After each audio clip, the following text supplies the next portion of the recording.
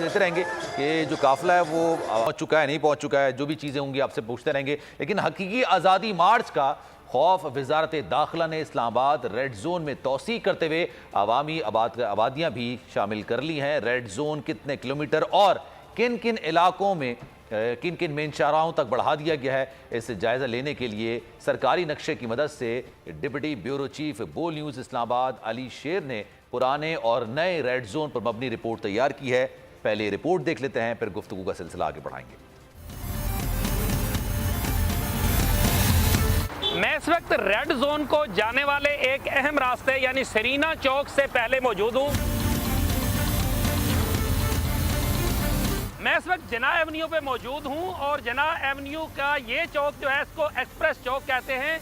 यहाँ तक red zone था, लेकिन अब इस रेड जोन को जो है वो बढ़ा दिया गया है। इन कंटेनर्स की बैक साइड पे वो डी चौक है जहाँ पे इमरान खान और ताहिर अल कादरी ने माजी में धरना दिया था। अब चलते हैं कि ये रेड जोन इस जना एवेन्यू से कहां तक बढ़ाया गया है, आपको चल के दिखाते हैं।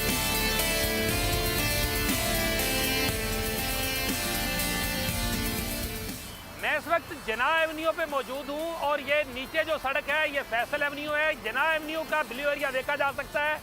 ऐवान सदर पार्लियामेंट हाउस से लेकर तकरीबन 2 किलोमीटर तक, यानी यहां तक जो है रेड जोन को एक्सटेंड कर दिया गया है।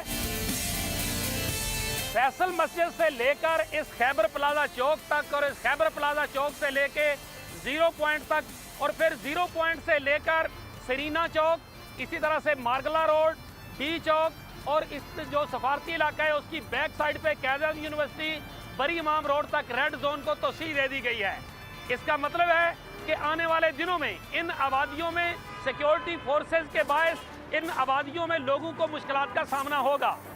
कैमरामैन इब्ने अमीन के साथ अली शेर, बोल न्यूज़, इस्लामाबाद। जनाब अली शेर की आपने रिपोर्ट मुलाहिजा की और ये हुकूमत का खौफ है कि जो रेड